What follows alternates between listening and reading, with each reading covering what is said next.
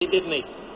He gained an unfair advantage by getting his arm in the way, but whether it was worth Osasuna playing the rest of the game a man down, I'll leave to you to decide. I don't think he meant to do it, Rob. I think it was an accident, but it's an accident waiting to happen once again.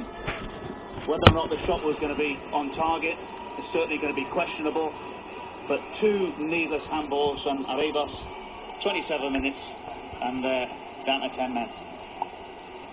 Lionel Messi on the spot, looking to score his 11th double of the season. It's Messi, it's two, it's no messing from Messi. And Barcelona have the advantage once more on the scoreboard, and they have a one-man advantage as well. Well, he doesn't disappoint, does he, Lionel Messi?